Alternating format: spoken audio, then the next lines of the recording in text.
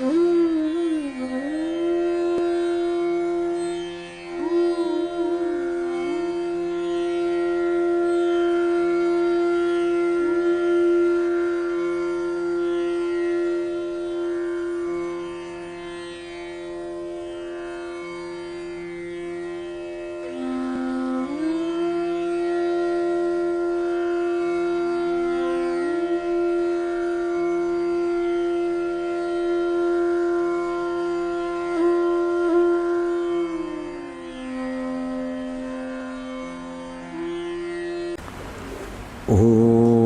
सहनाववतु सहनौ भुनक्तु सह वीर्यं करवावहै तेजस्विनावधीतमस्तु मा विद्विषावहै। ओम शांति शांति शांति। ओम पूर्णमदः पूर्णमिदं पूर्णात् पूर्णमुदच्यते पूर्णस्य पूर्णमादाय पूर्णमेवावशिष्यते। ओम शांति शांति शांति। श्री गणानाम् आलयं करुणालयं नमामि भगवत्पादं शङ्करं लोकशङ्करं शङ्करं शङ्कराचार्यं केशवं बादरायणं सूत्रभाष्यकृतौ वन्दे पुनः पुनः। ईश्वरो गुरुरात्मेति मूर्तिभेदविभागिने व्योमवद्व्याप्तदेहाय दक्षिणामूर्तये नमः।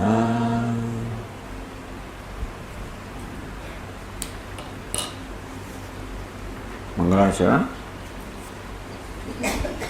सर्वतंत्र स्वतंत्राय सदात्मा द्वैत वेदिने श्रीमते शंकरार्याय वेदांत गुरवे नमः। योऽवतीर्णैहाचार्य रूपेण यतीनां मुदे श्रीमन्नारायणं वन्दे तं हरिं करुणानिधिं मननाख्यं प्रकरणम् वासुदेवयतीश्वरे रचितं विस्तरेणाद्य संग्रहेण प्रकाश्यते। बालानामुपकाराय मम विज्ञानसिद्धये तत्र श्री बालगोपाल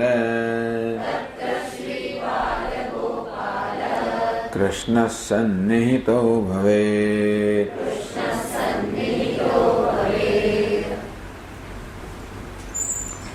यह खलु धर्मार्थकाम मोक्षाणां चतुर्णां पुरुषाणां पुरुषार्थानां मध्ये આપણા જીવનમાં ધર્મ અર્થ કામ અને મોક્ષ આ ચાર પુરુષાર્થ કહેવાય છે, પરંતુ તેમનામાં મોક્ષ એવ પરમ પુરુષાર્થ હૈ। ભલે ધર્મ અર્થ કામ એ પણ પુરુષાર્થ કહેવાતા હોય। પુરુષ હિ અર્થ એ પુરુષો મનુષ્યો જેની ઈચ્છા કરે છે એને પુરુષાર્થ કહેવાય। તો ભલે લોકો ધર્મની એટલે પુણ્યની સ્વર્ગની ઈચ્છા કરતા હોય, अर्थ એટલે ધન સંપત્તિ સત્તા પ્રતિષ્ઠાની ઈચ્છા કરતા હોય, કામ એટલે ઇન્દ્રિયના વિષયો વગેરે ભોગની ઈચ્છા કરતા હોય. ભલે લોકો એમ માનતા હોય કે આ અમારા જીવનનું ધ્યેય છે, પણ ખરેખર ધ્યેય નથી. મોક્ષ એવો પરમ પુરુષાર્થ હૈ. એક મોક્ષ જ પરમ પુરુષાર્થ. એટલે પુરુષાર્થને આગળ એક વિશેષણ લગાવ્યું, પરમ પુરુષાર્થ. એ જ વાસ્તવમાં પુરુષાર્થ કહેવડાવવાને યોગ્ય છે. કેમ? નિત્યત્વ. ખરેખર તો કામ એટલે કે વિષય સુખ, કે ધર્મ એટલે સ્વર્ગનું સુખ.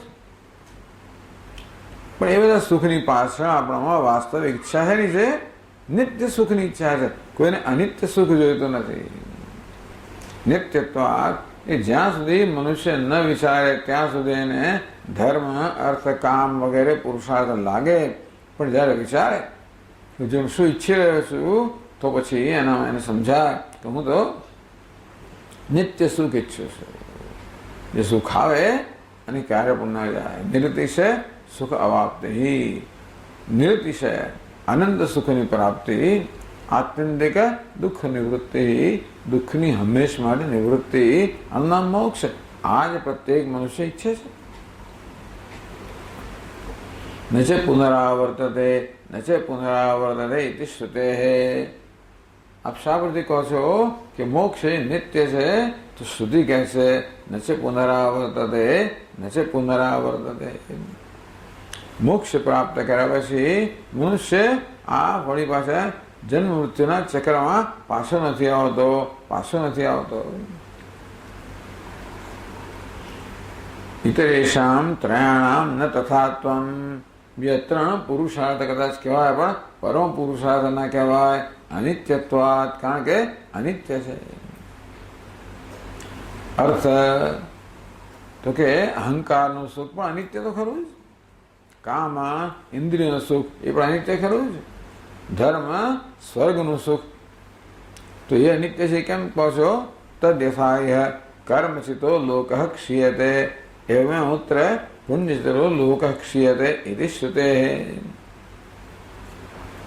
છંદોગી ઉપનિષદ કહે છે કે જેવી રીતે અહીંથી આ લોકની અંદર કર્મથી પ્રાપ્ત કરેલી સિદ્ધિઓ ક્ષીયતે, તો એ પણ ક્ષીણ થઈ જાય છે, નષ્ટ થઈ જાય છે. તેવી રીતે અમૂત્ર પુણ્યથી આપણે પ્રાપ્ત કરેલો જે સ્વર્ગલોક છે એ પણ કાળકરને ક્ષીણ થઈ જાય છે. ક્ષીણે પુણ્ય મર્ત્યલોકમ વિસંધિ.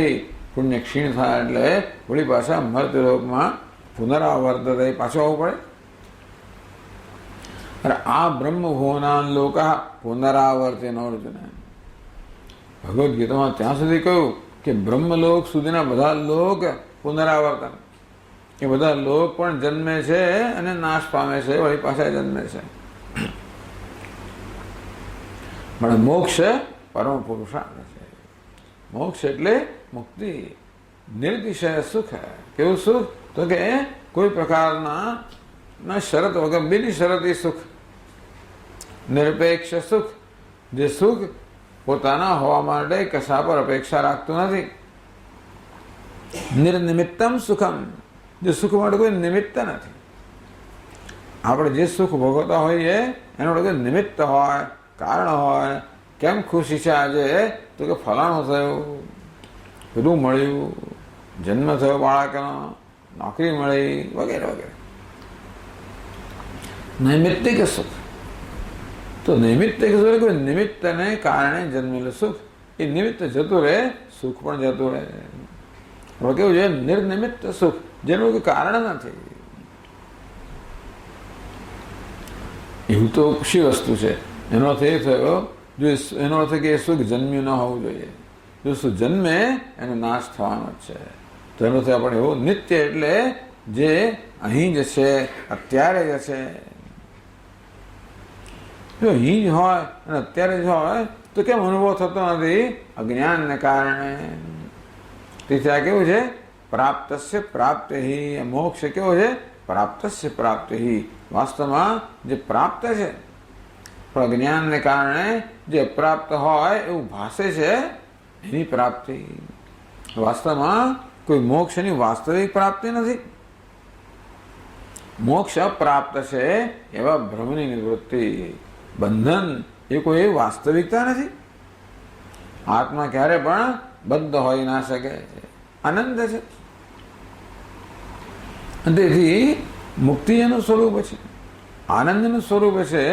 માટે મુક્તિ કહો, આનંદ કહો એ તો નિત્ય પ્રાપ્ત જ છે, મારું સ્વરૂપ જ છે. બંધન તો અજ્ઞાનનો જન્મેલો ભ્રમ છે. માટે ખરેખર તો બંધની નિવૃત્તિ એટલે શું? હું બદ્ધ છું એવા ભ્રમની નિવૃત્તિ. જેમ પેલા ગાયમાં ભ્રમની નિવૃત્તિ થઈ. શિષ્ય એકવાર પાછો આવ્યો ગાયોને ચરાવીને, તો 4 ગાયો હતી, 3 જ દોરડા, એક દોરડું ખૂટે. 3 ગાયો તો બાંધી ખૂંટા સાથે, 4થી ગાયને ક્યાં બાંધવી, કેવી રીતે બાંધવી? ગુરુજી પાસે ગયો. ગુરુજી કે બાંધી દે રોજની જેમ. મારે દોરડું નથી, કેવી રીતે બાંધવું? અરે બાંધ તું. એને ગાયને બાંધતો ચેષ્ટા કર.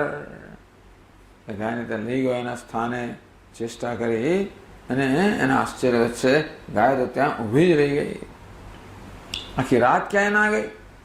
એને બિચારાના મનમાં ધરપત રહે જ નહીં. અડધો કલાકે જઈને જોયો ગાય છે તો ખરી ને, જતી નથી રહી ને. બીજી સવાર પાછો ગાયને ચરાવવા લઈ જવાનો સમય થયો. વળી પાછો પેલી 3 ગાયો તો છોડી, 4થી ગાયને પછી એને પૂંછડી આમળી. પછી તો એ તો ચાલે નહીં. પાછો ગુરુજી પાસે ગયો. મહારાજ તમે શું કંઈ જાદુ કર્યો છે? આ તો ગાય ચાલતી જ નથી. તેને છોડી મહારાજ બાંધી છે જ ક્યાં? જેવી રીતે બાંધી એવી રીતે છોડો. પણ જેને એને છોડતો હોય એવી ચેષ્ટાઓ કરી. વળી એના આશ્ચર્ય વચ્ચે પૂંછડી આમળી, ગાય ચાલવા માંડી. એટલે આ કેવી છે? હું બદ્ધ છું એવા ભ્રમની નિવૃત્તિ. ખરેખર ગાય બંધાયેલી હોય તો છોડવાનો સવાલ છે, કે આત્મા બંધાયેલો હોય તો છોડવાનો સવાલ છે. તો ખરેખર બંધન હોત તો કંઈક તો કર્મ, જે વસ્તુ તો કર્મથી જ જાય, એ જ્ઞાનથી ન જાય. પણ બંધન ભ્રમ છે. માટે અજ્ઞાનમાંથી જન્મેલો ભ્રમ છે. માટે બ્રહ્મ જ્ઞાનાદેવ સિદ્ધ્યતિ. સચ મોક્ષ બ્રહ્મ જ્ઞાનાદેવ સિદ્ધ્યતિ. એ મોક્ષ તો બ્રહ્મ જ્ઞાનથી સિદ્ધ થાય. બ્રહ્મ જ્ઞાન એટલે હું બ્રહ્મ છું એ પ્રકારના જ્ઞાનથી. હું બ્રહ્મ છું, અપરિચ્છિન્ન છું, અમર્યાદિત છું, અનંત છું. શું જ પણ એ જ્ઞાન. હું 10મો છું. તમે ગણો, તમારી જાતને જ તમે ગણતરીમાં ના લો. દર વખતે સંખ્યા થાય 9. 10માં ગમે તેટલું શોધો, મળવાનું જ નથી. પછી કોઈ આવે એને કે તું 10મો છે, ત્યારે એને ટ્યુબલાઇટ થાય. હું 10મો છું. તું 10મો કંઈ જડ્યો નથી. માત્ર 10મો ખોવાઈ ગયો છે, એ ભ્રમ દૂર થયો. હું 10મો નથી, એ ભ્રમ દૂર થયો. છે ને? 10માના જ્ઞાનથી 10મો પ્રાપ્ત થાય. સયો હોય પરમ બ્રહ્મ વેદ બ્રહ્મેવ ભવતી. મંડકોપનિષદ કહે કે પરમ બ્રહ્મને જાણે છે એ બ્રહ્મ બની જાય છે. બ્રહ્મ છે જ. તમેવ વિદિત્વા અતિમૃત્યુમેતિ નાન્ય પંથા વિદ્યતે અયનાય. શ્વેતાસુ ઉપનિષદ કહે કે તમેવ વિદિત્વા, તમાત્માનમ વિદિત્વા, એ આત્માને જાણીને મૃત્યુમત્યેતિ, એ મૃત્યુનું અતિક્રમણ કરી જાય છે. મૃત્યુના ભ્રમનું અતિક્રમણ કરી જાય છે. ક્યાં મૃત્યુ છે ખરું? ક્યાં છે? દેહમાં છે. પણ દેહના મૃત્યુને આત્માનું મૃત્યુ માનવામાં આવે છે. દેહના મૃત્યુથી આપણને કઈ દુઃખ ના થાય. આ પોતાના મૃત્યુથી દુઃખ થાય. હું મરવાનો છું, દેહ મરવાનો છે, એવું જો આપણે જાણતા હોઈએ તો કઈ મુશ્કેલી બહુ નથી. દેહના મરવાથી મને કશું ના થતો તો મને શું ચિંતા? આપણે ચિંતા માત્ર આપણી જ છે. એટલે મૃત્યુ છે એની ચિંતા નથી, એનું દુઃખ નથી. મારું મૃત્યુ છે એની દુઃખ છે. તો હું અને મૃત્યુ ખરેખર તો બંને કોઈ સંબંધ નથી. પરંતુ કેવો છે? આ દેહના મૃત્યુને આત્માનું મૃત્યુ માનવામાં આવે છે. તેથી આત્મા પર આ મૃત્યુનો અધ્યારોપ થાય છે. મૃત્યુમત્યેથી એ મૃત્યુનું અતિક્રમણ કરે છે. કઈ રીતે? જાણીને કે હું હંમેશા હું તો અમર જ છું, ક્યારે મરતે હતો જ નહીં. તમેવ વિદિત્વા આત્માનં વિદિત્વા, આત્માને યથાર્થ રૂપે જાણીને મૃત્યુનું અતિક્રમણ કરે. નાન્ય પંથા વિદ્યતે અયનાય, અયન માટે મોક્ષને પ્રાપ્ત કરવા માટે, મૃત્યુનું અતિક્રમણ કરવા માટે, અમરતાને પ્રાપ્ત કરવા માટે આ જ્ઞાન સિવાય બીજો કોઈ માર્ગ નથી. બ્રહ્મવિદ આપનોતિ પરમ. તો મૃત્યુ મત્યેતિ, મૃત્યુ એટલે દુઃખનું ઉપલક્ષણ કહેવાય, દુઃખનું પ્રતિનિધિ કહેવાય. અર્થાત આત્માનું જ્ઞાન પ્રાપ્ત કરીને આ બધા દુઃખથી મુક્ત થઈ જાય છે.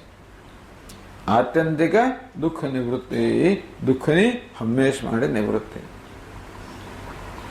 નિર્દિશે સુખ અવાપ્તિ, સાથે સાથે નિર્દિશે સુખની પ્રાપ્તિ. બ્રહ્મવિદ આપનોતિ પરમ, જેને બ્રહ્મનું જ્ઞાન છે એ પરમ અને અનંતને પ્રાપ્ત કરે છે, એટલે કે અનંત સુખ પ્રાપ્ત કરે છે.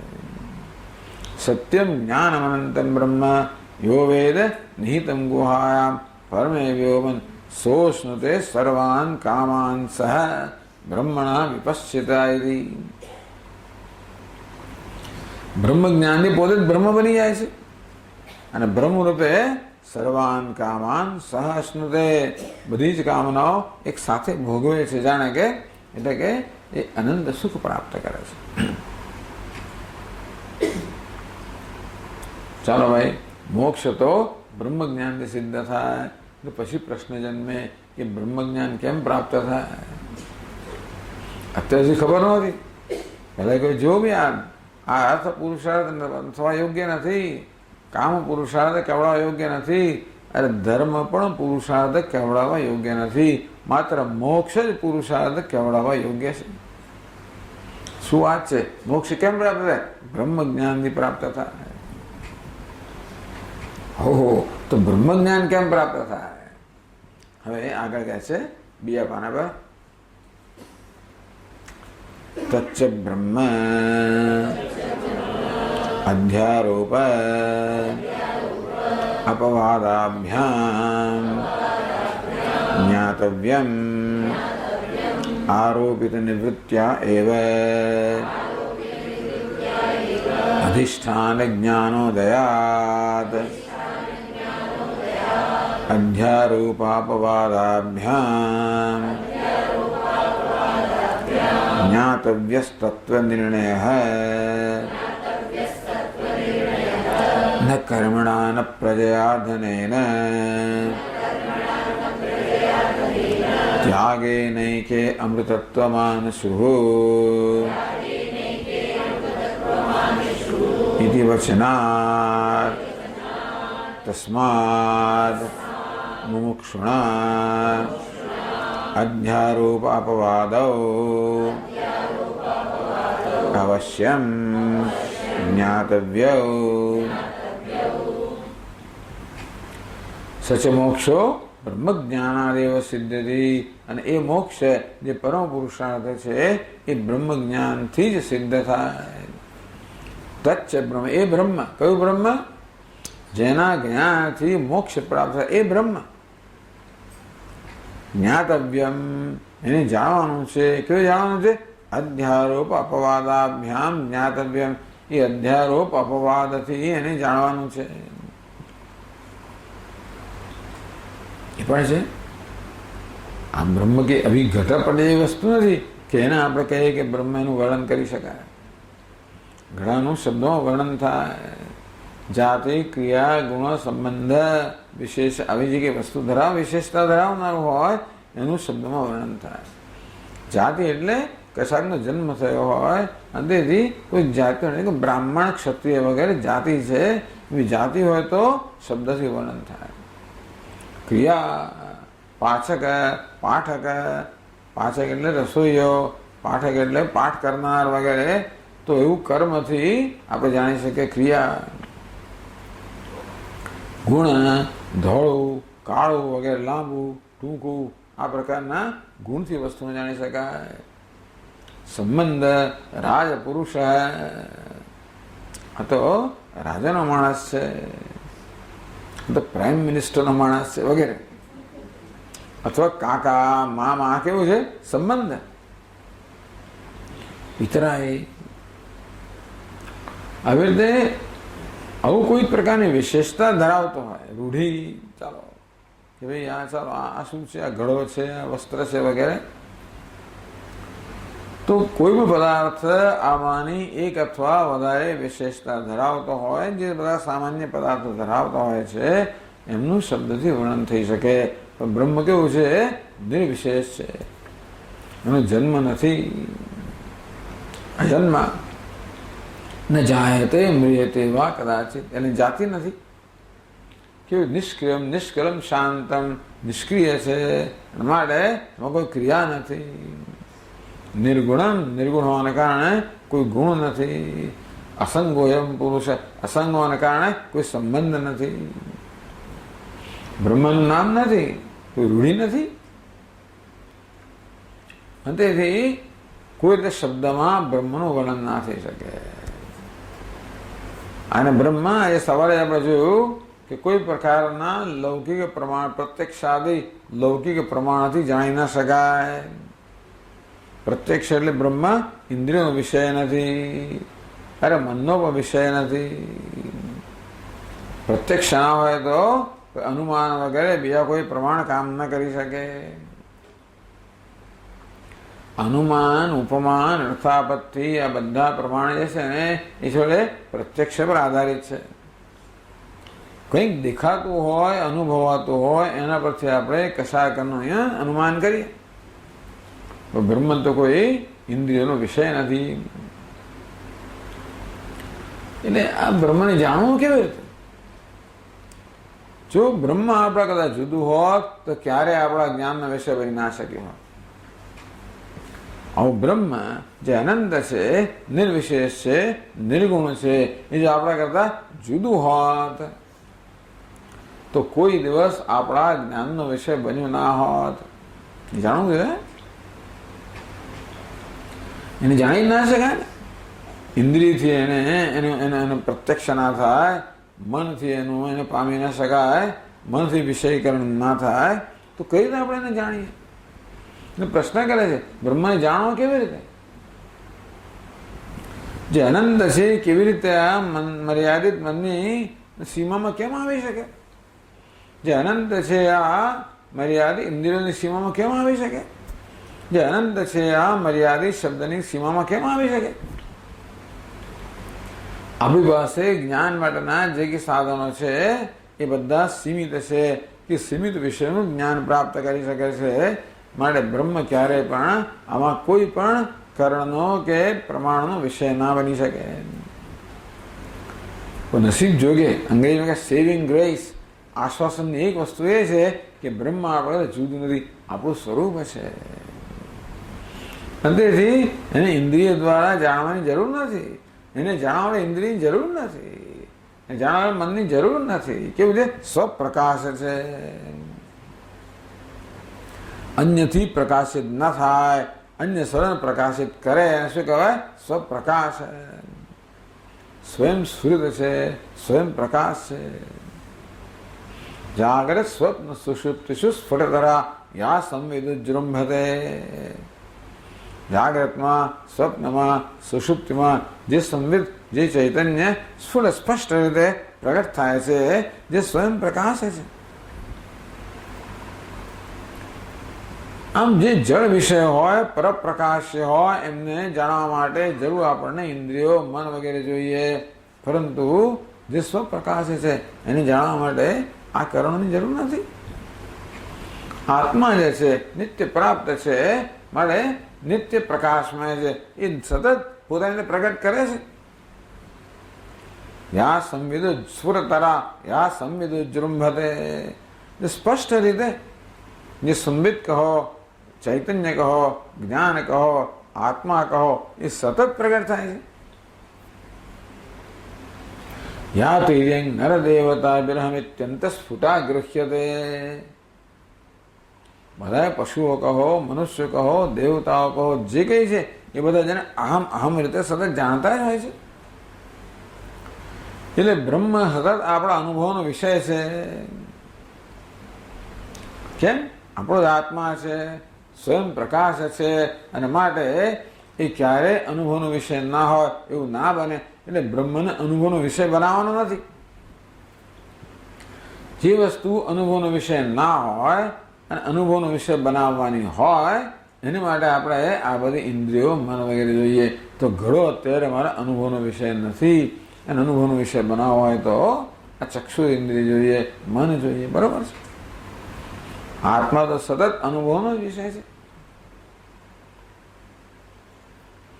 જો અનુભવનો જ વિષય હોય, સ્વયં પ્રકાશ હોય, મારો આત્મા રહે, અને છતાં પણ મને એને તો સ્વામીજી મને કેમ હંમેશા આનંદનો નથી, કેમ આનંદ અનુભવ નથી કરતો?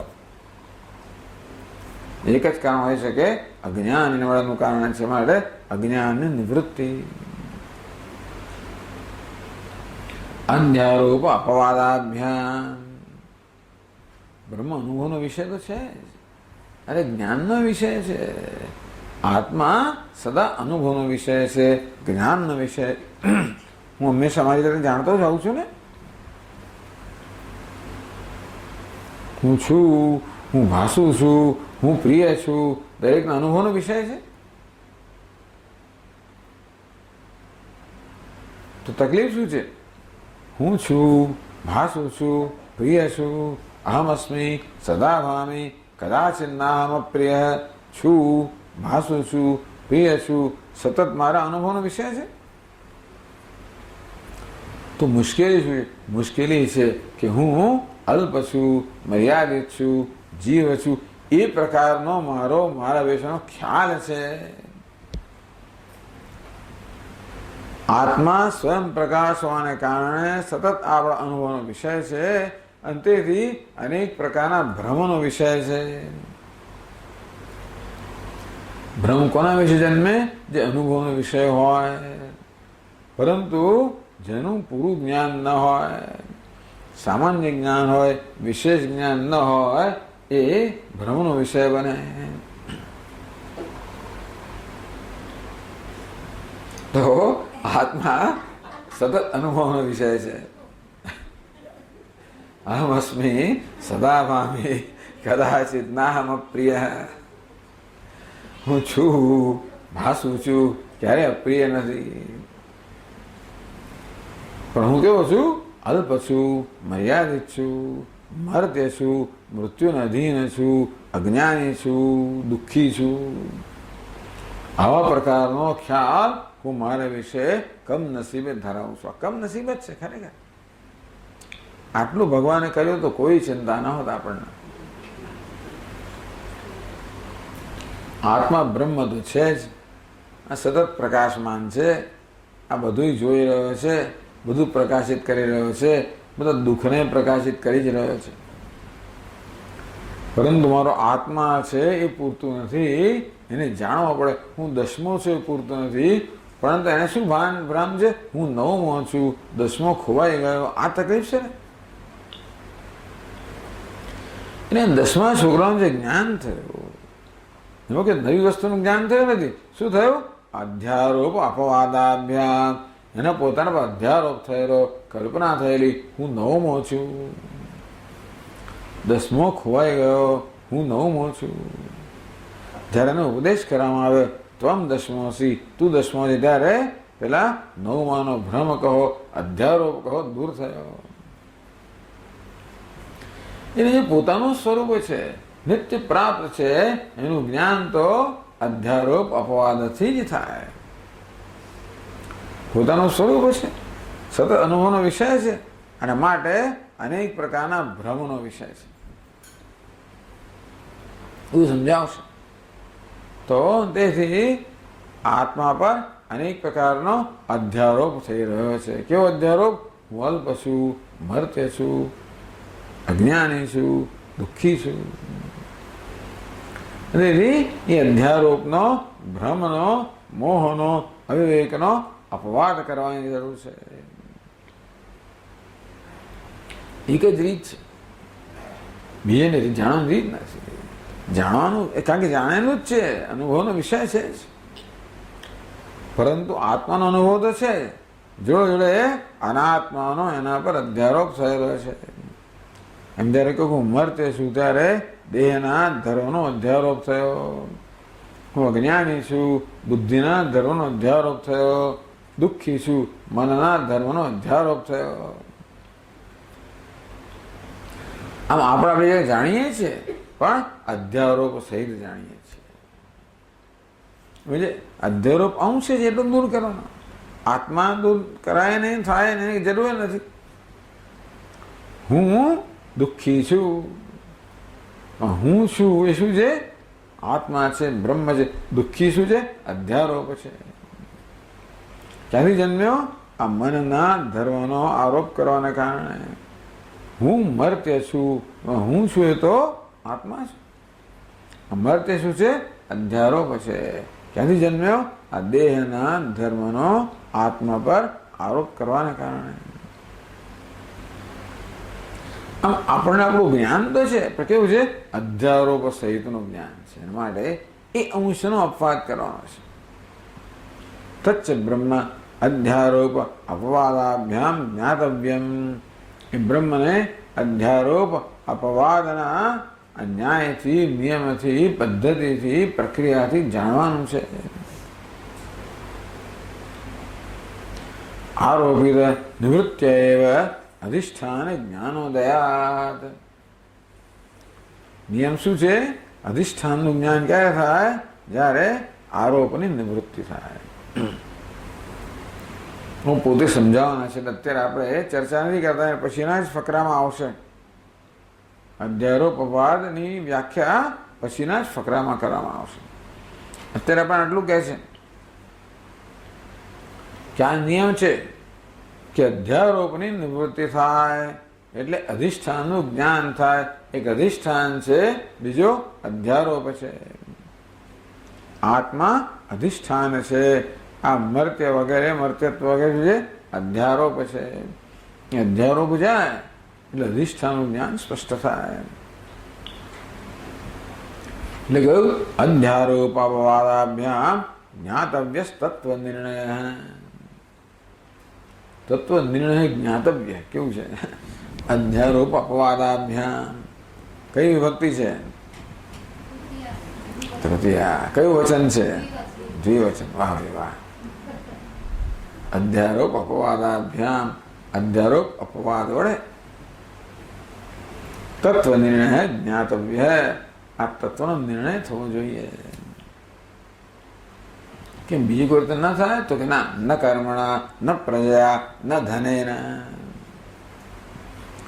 કર્મથી નહીં, પ્રજાથી નહીં, ધનથી નહીં. તો કર્મ કોનું સાધન છે? કર્મણા પિતૃલોક. કર્મથી પિતૃલોક પ્રાપ્ત થાય. પ્રજયા અયમ લોક જય પુત્રેણ અયમ લોક જય. પ્રજાથી, પુત્રથી આ લોક પ્રાપ્ત થાય. 3 લોક છે. ભૂહુ ભુવઃ સુવઃ. પૃથ્વી, અંતરિક્ષ, સ્વર્ગ. મર્ત્યલોક, પિતૃલોક, સ્વર્ગલોક. આ પ્રજા, કર્મ, પ્રજા, ધન, આ 3 લોકની પ્રાપ્તિના સાધનો છે. ધન હોય તો આપણે કર્મ કરી શકીએ ને. અંતેથી ધન 2 પ્રકારનું કહ્યું. એક તો આપણું લોક માનુષ્ય. હા, એક તો મનુષ્યનું ધન, અને બીજું દેવતાનું ધન. એટલે માનુષ્ય સંપત્તિ. આ ધન, આ બધી આપણું જે ધન સંપત્તિ કેવી છે? મનુષ્યની સંપત્તિ છે. આપણે જે દેવતાનું ધ્યાન વગેરે કરીએ એ કેવી છે? દૈવી સંપત્તિ છે. એવી દૈવી સંપત્તિ સ્વર્ગલોક પ્રાપ્ત થાય. વિદ્યા સ્વર્ગલોક. વિદ્યાથી, ઉપાસનાથી, ધ્યાનથી સ્વર્ગલોક પ્રાપ્ત થાય કે દેવલોક પ્રાપ્ત થાય. એટલે પ્રજાથી મર્તલોક પ્રાપ્ત થાય, કર્મથી પિતૃલોક પ્રાપ્ત થાય, દૈવી સંપત્તિથી દેવલોક કે સ્વર્ગલોક પ્રાપ્ત થાય. એટલે કર્મ, પ્રજા, ધન શું છે? અનાત્મલોકની પ્રાપ્તિના સાધન છે. આમ તો બે પ્રકારના લોક કયા? આત્મલોક અને અનાત્મલોક. આત્મલોક એટલે આત્મારૂપી લોક. આત્મા સિવાયનો બાકી શું છે? અનાત્મા.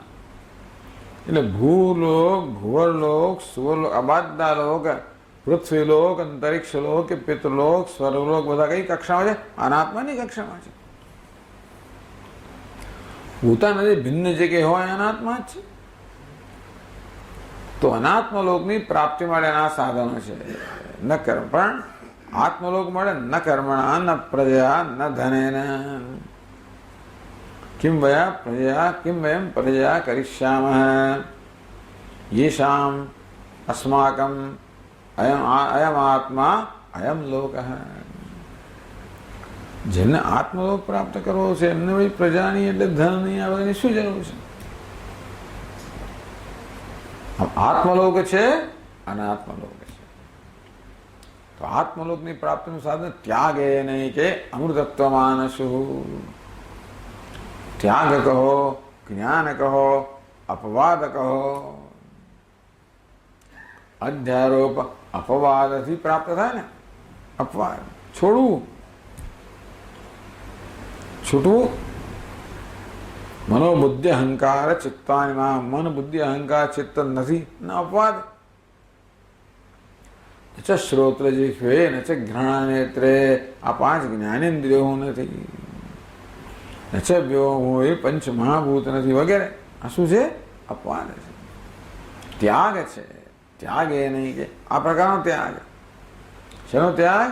અધ્યારોપનો ત્યાગ, તાદાત્મ્યનો ત્યાગ, અહમ બુદ્ધિનો ત્યાગ. ત્યાગ એ નહીં કે અમૃતત્વમાન શું, એ કે ઋષય મહાત્માન. એ એટલે કેટલા મહાત્માઓએ ત્યાગથી, જ્ઞાનથી અમૃતત્વ કહો, અમરતા કહો, મોક્ષ કહો પ્રાપ્ત કર્યો. આમ અમૃતત્વ એટલે શું? મર્ત્યત્વમાંથી મુક્તિ. તો એવી રીતે દુઃખમાંથી પણ મુક્તિ, અજ્ઞાનમાંથી પણ મુક્તિ આવી ગઈ અંદર. તો આવો કેટલાક મહાપુરુષે પ્રાપ્ત કર્યું ત્યાગથી, જ્ઞાનથી, અધ્યારોપ અપવાદથી. તો આ મોક્ષ જે છે એ બ્રહ્મ જ્ઞાનની પ્રાપ્ત થાય, અને બ્રહ્મ જ્ઞાન અધ્યારોપ અપવાદ પદ્ધતિ પ્રાપ્ત થાય. તસ્માત મુમુક્ષુણા અધ્યારોપ અપવાદ અવશ્યમ જ્ઞાતવ્યો. કર્તવ્ય જ્ઞાતવ્ય. તેથી મુમુક્ષુએ અધ્યારોપ અને અપવાદનું જ્ઞાન પ્રાપ્ત કરવું જોઈએ. અધ્યારોપ કોને કહેવાય, અપવાદ કોને કહેવાય? અધ્યારોપને જાણીને અપવાદ કરવો જોઈએ.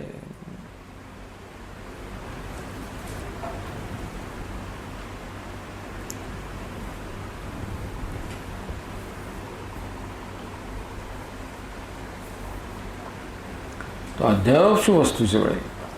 તસ્માત મુમુક્ષુણા અધ્યારોપાપવાદ કર્તવ્ય.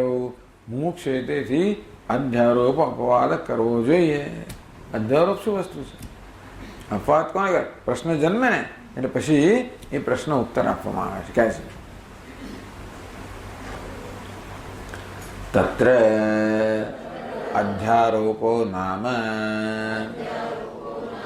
શુક્તિકાયામ રજતવત રજ્જૌ સર્પવત સ્થાણૌ પુરુષવચ્ચ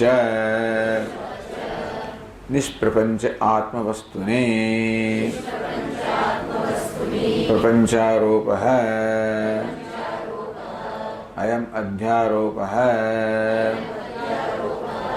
વસ્તુ અજ્ઞાનાત આગત તદજ્ઞાનમેવ અવિદ્યા તમઃ मोह मूल प्रकृति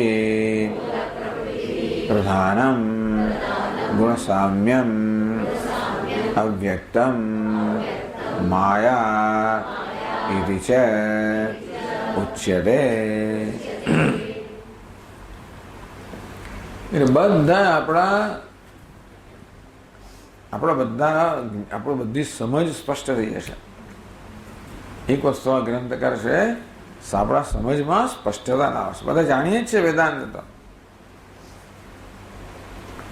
ઘણું વેદાંત આપણે શીખી ગયા, અને છતાં પણ આ દ્વારા આપણને આપણા જે કઈ સમજ છે એમાં સ્પષ્ટતા આવતી જશે. આટલી સ્પષ્ટ રીતે બીજે પ્રાપ્ત કરવું મુશ્કેલ છે. એવી સ્પષ્ટ ભાષામાં અહીંયા આગળ વર્ણન કરવામાં આવ્યું છે. તો અધ્યત તસ્માત મુમુક્ષણા અધ્યારોપવાદ અવશ્યમ કર્તવ્ય. પણ મુમુક્ષે અધ્યારોપ અપવાદ કરવા જોઈએ. તો અધ્યારોપ કોને કહેવાય? તત્ર અધ્યારોપના તો અધ્યારોપ અપવાદાભ્યામ, એ બેની અંદર તત્ર અધ્યારોપ અને અપવાદની મધ્યે અધ્યારોપોનામાં જેને અધ્યારોપ કહેવામાં આવે છે એ શું છે? શુક્તિકાયામ રજતવત. વેદાંતમાં આટલા દ્રષ્ટાંતો પ્રાપ્ત થાય. શુક્તિકાયામ રજતવત. શુક્તિકા એટલે છિપોલી. છિપોલી પર જેવી રીતે ચાંદીનો અધ્યારોપ થાય છે. રજ્જુ સર્પવત. રજ્જુ પર એક દોરડા પર સર્પનો અધ્યારોપ થાય છે. સ્થાણો પુરુષ. ત્રણ બહુ પ્રસિદ્ધ દૃષ્ટાંત છે. એ ત્રણનો સમાવેશ કરી દીધો. એક દૃષ્ટાંત આપ્યું ચાલે કે શુક્તિકામ રજતવત. શંકરાચાર્યની દૃષ્ટાંત પણ પસંદ છે. શંકરાચાર્યજી અધ્યાસ ભાષ્યમાં એ દૃષ્ટાંતનો ઉપયોગ કરે છે, રજ્જુ સર્પનો નહીં. શુક્તિકાયામ રજતવત. શુક્તિકા એટલે છિપોલી, એના પર ચાંદીનો ભ્રમ થાય. એ છિપોલી દરિયા કિનારે બધી પડી હોય ઘણી રેતીની અંદર.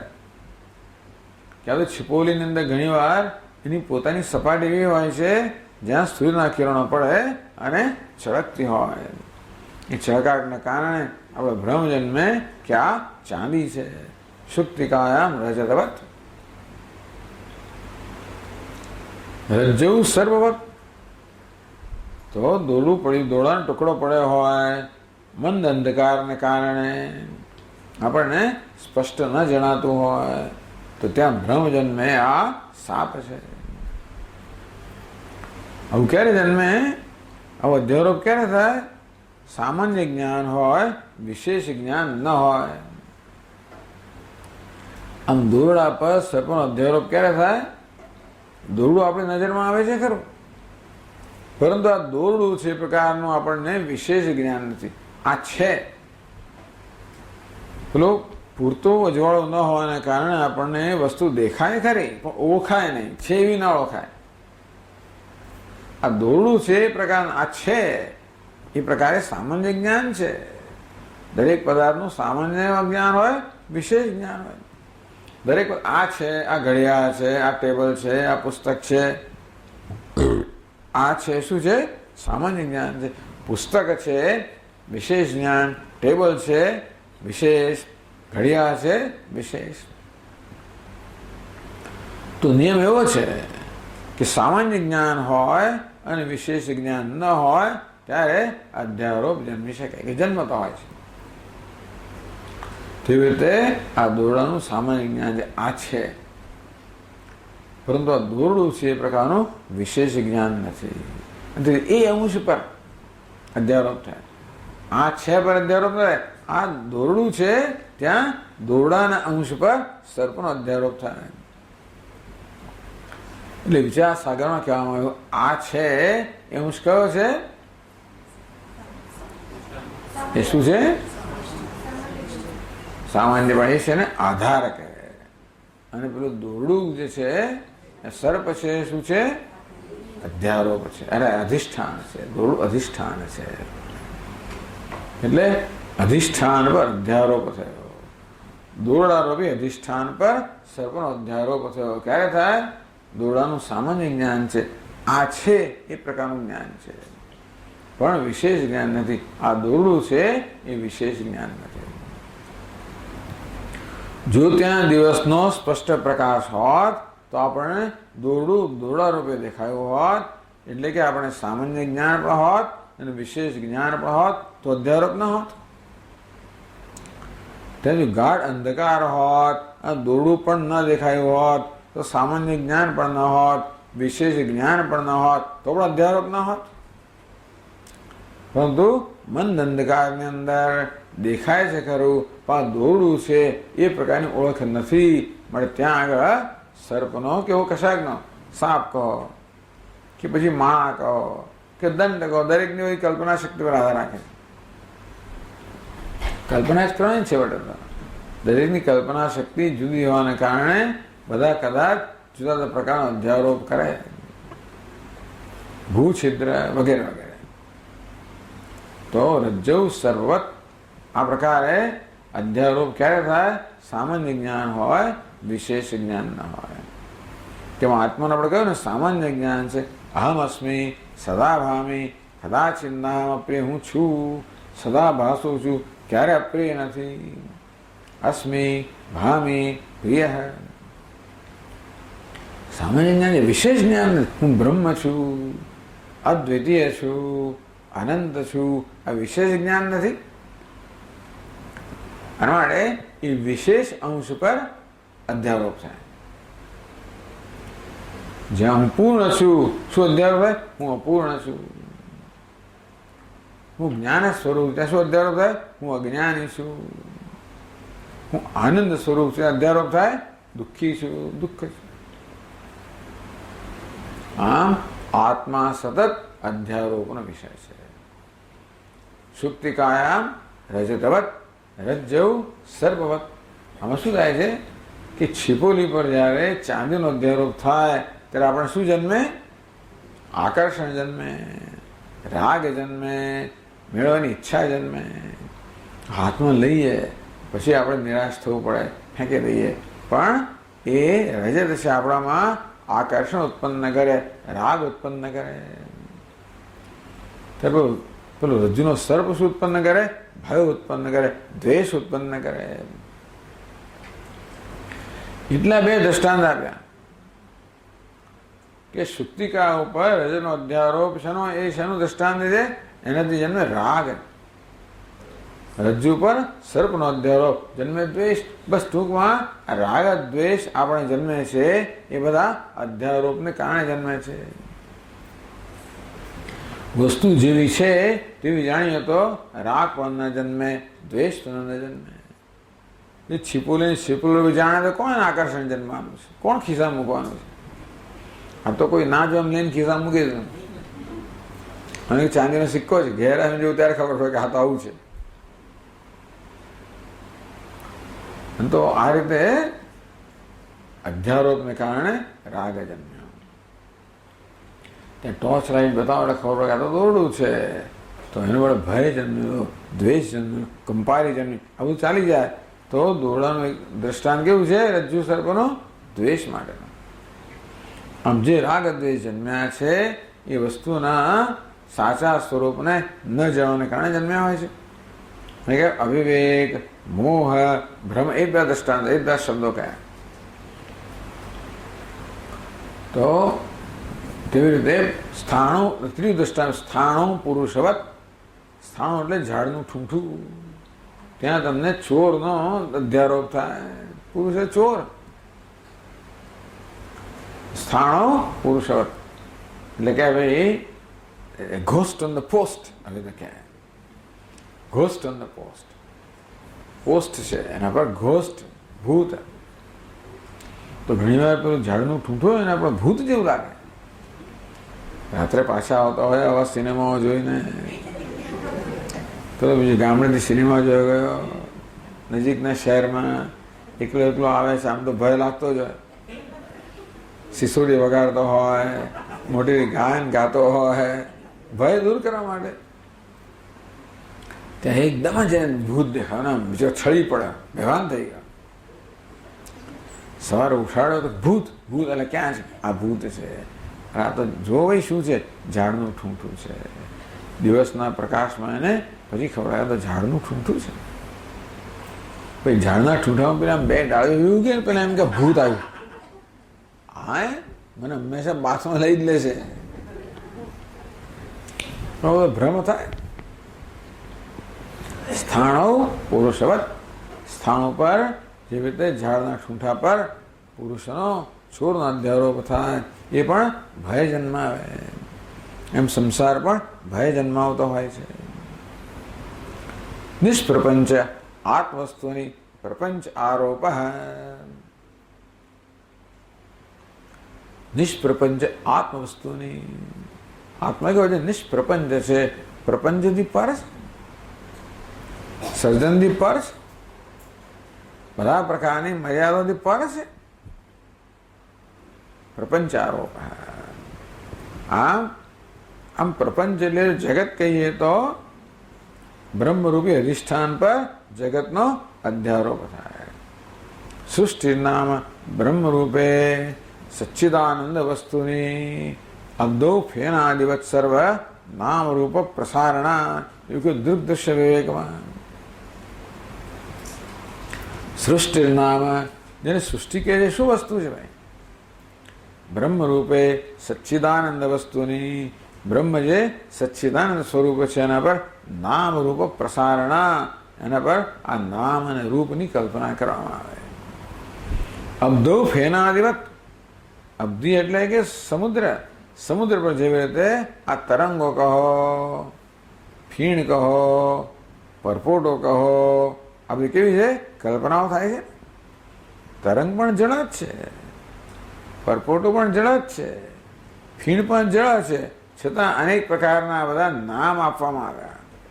નામ રૂપ પ્રસારણા છે તો જળ, પણ જળને ભિન્ન ભિન્ન નામથી ઓળખવામાં આવે. એ જળને તરંગ એ રીતે ઓળખવામાં આવે, પરપોટો એમ ઓળખવામાં આવે, ફીણ એ રીતે ઓળખવામાં આવે. તેવી રીતે પરમાત્મા ઉપર હવે તો જેવી રીતે આ નામ રૂપનો અધ્યારોપ થયો જળ પર, તેવી રીતે બ્રહ્મ પર, પરમાત્મા પર આ નામ રૂપાત્મક જગતનો અધ્યારોપ. પ્રપંચ, પ્રપંચનો આરોપ. બ્રહ્મ કેવું છે? નિષ્પ્રપંચ, પ્રપંચથી મુક્ત, પ્રપંચથી પર. નિષ્પ્રપંચ આત્મવસ્તુની પ્રપંચ આરોપ. આ બધું સમજાવે છે. આ તો આપણને અત્યારે એક આપણે સંક્ષેપમાં એક વિહંગાવલોકન કરાવે છે, આપણને એક સામાન્ય ખ્યાલ આપી દે છે. આ બધા વિચારનો વિસ્તાર કરશે તો પણ પહેલા આપણને એક આખું ચિત્ર પ્રાપ્ત થવું જોઈએ. એના માટે એક આઉટલાઈન દોરાય, એક રેખા દોરાય, ધીમે ધીમે પછી એમાં વિગતો ભરવામાં આવે. પણ આમ દોરે ને, આમ ખબર પડે આ કોણ છે? ગાંધીજી. આટલું જ દોરે તો આમ જ આટલું કરે, ખબર પડી જાય કે આ ગણપતિ છે. ધીમે ધીમે પછી એમાં વિગતો ભરે, એમની આંખો અને પછી એમની સૂંઢ, નાક, બધી પછી ખબર. હા, ધીમે ધીમે ગણપતિ છે એ તો ખબર જ છે, પણ ધીમે ધીમે સ્પષ્ટ થતું જાય. આમ પહેલા હવે તો જેવી રીતે એક રેખાચિત્ર દોરવામાં આવે, તેવી રીતે અહીંયા આગળ આપણને એક સામાન્ય ખ્યાલ આપી દેવામાં આવે છે કે વેદાંત શું વસ્તુ છે, વેદાંત શું શીખવે છે, અને પછી આ બધી આપણને વિગતો આપવામાં આવશે. એટલે જે પહેલા દિવસ આવ્યો એને તો ખબર જ ના પડે આ બધાને. આ તો આપણે તો આટલા વર્ષોથી વેદાંત સાંભળી છે, એટલે આ બધા શબ્દોથી પરિચિત છે, એટલે આપણે ખબર છે કે આ શું કહેવા માંગે છે. બાકી જેણે કોઈ દિવસ વેદાંત સાંભળ્યું જ નથી એ તો બિચારો આ શબ્દો સામે ગૂંચવાઈ જાય અને પાછળ જ જતો રહે. અધ્યારોપ શું, અપવાદ શું, પ્રપંચ શું, નિષ્પ્રપંચ શું? નિષ્પ્રપંચ આત્મવસ્તુની પ્રપંચારોપ હે. નિષ્પ્રપંચ આત્મા જે નિષ્પ્રપંચ છે, પ્રપંચની પર છે. જેમ જળ કેવું છે? નિષ્પ્રપંચ છે. જળની અંદર કે સર્પ રજ્જુ કેવું છે? નિષ્પ્રપંચ એટલે નિસર્પ છે. આ રજ્જુમાં સર્પનો અંશ માત્ર નથી, ખરું ને? આ સર્વભૂતાયામ રજ્વામ સર્પારોપ. તો સર્પનો કોઈ સ્પર્શ નથી, સર્પ પ્રણુક જરાય નથી. એવા દોરડા પર સર્પનો અધ્યારોપ. તેમ બ્રહ્મમાં પ્રપંચનું સંસારનું નામ નિશાન નથી, એવા બ્રહ્મ પર સંસારનો પ્રપંચનો અધ્યારો. આત્મા જેમાં મર્યાદિતપણાનો અંશ નથી, એના પર મર્યાદિતપણાનો અધ્યારો. અધ્યારો કેમ છે ને? અયમ અધ્યારોપ વસ્તુ અજ્ઞાનાત આગત. અધ્યારોપ છે વસ્તુના અજ્ઞાનથી જન્મેલો છે. તદજ્ઞાનમેવ અવિદ્યા તમઃ મોહ મૂલ પ્રકૃતિ. કેટલા નામ ગયા? ટૂંકમાં વેદાંતના સાહિત્યમાં કે વેદાંતના ગ્રંથોમાં જુદા જુદા સ્થળોએ આપણને આ જુદા જુદા શબ્દો પ્રાપ્ત થાય છે. બધા ભેગા કરીને કહી દીધા અહીંયા. એ અજ્ઞાન અવિદ્યા કહેવામાં આવે, તમસ કહેવામાં આવે, મોહ કહેવામાં આવે, મૂલ પ્રકૃતિ કહેવામાં આવે, પ્રધાન કહેવામાં આવે, ગુણ સામ્યમ કહેવામાં આવે, અવ્યક્તમ કહેવામાં આવે, માયા પણ કહેવામાં આવે. આ પ્રકાર આપણને અધ્યારોપ અપવાદ સમજાવે છે. આપણે આગળ જોઈશું.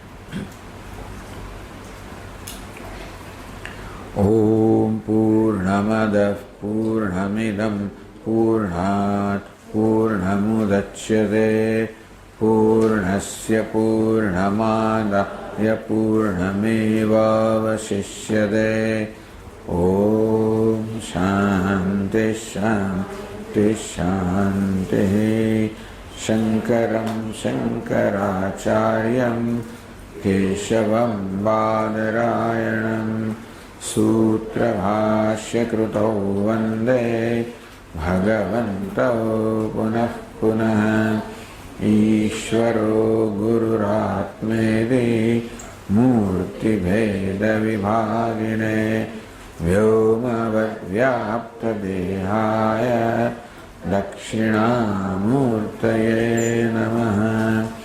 ઓમ શાંતિ શાંતિ શાંતિ. હરિ ઓમ. શ્રી ગુરુભ્યો નમઃ. હરિ ઓમ.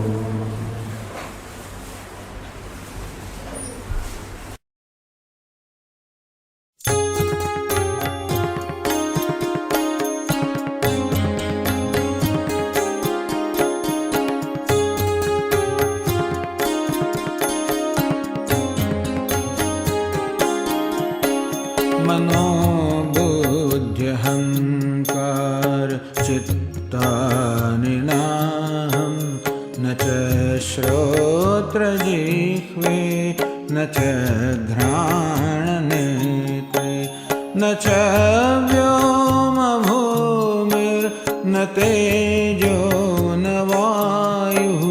चिदानन्दरूपः शिवोऽहं शिवोऽहं. चिदानन्दरूपः शिवोऽहं शिवोऽहम्.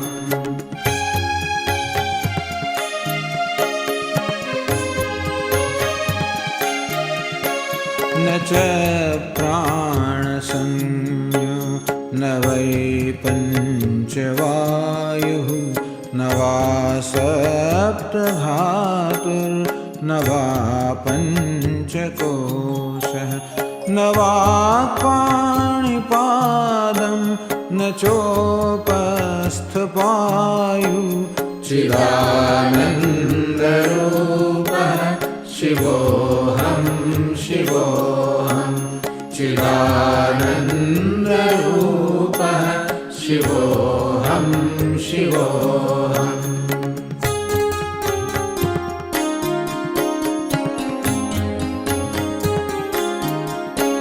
न मे द्वेषरागौ न मे लोभमोहौ मदो नैव मे नैव मात्सर्यभावः. न धर्मो न चार्थो न कामो न मोक्षः. चिदानन्दरूपः शिवोऽहं शिवोऽहं. चिदानन्दरूपः शिवोऽहं शिवोऽहम्.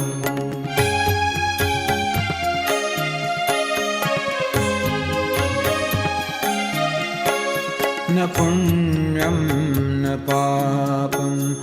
सौख्यं न दुःखं न मन्त्रो न तीर्थं न वेदा न यज्ञः अहं भोजनं नैव भोज्यं न भोक्ता चिदानन्दरूपः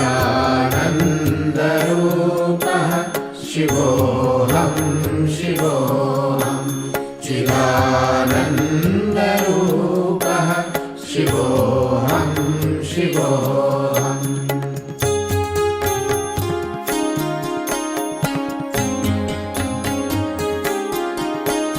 न मे मृत्युशङ्का न मे जातिभेदः पिता नैव मे नैव माता न जन्म न बन्धुर्न मित्रं गुरुर्नैव शिष्यः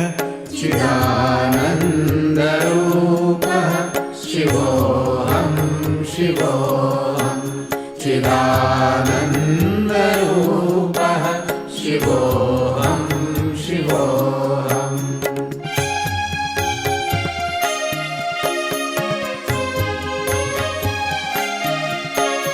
अहं निर्विकल्पो निराकाररूपः विभुर्व्याप्य सर्वत्र सर्वेन्द्रियाणां सदा मे समत्वं न मुक्तिर्न बन्धः चिदानन्दरूपः शिवोऽहं शिवोऽहं चिदानन्दरूपः शिवोऽहं शिवोऽहं शिवोऽहं शिवोऽहं शिवोऽहं शिवोऽहं शिवोऽहं शिवोऽहम्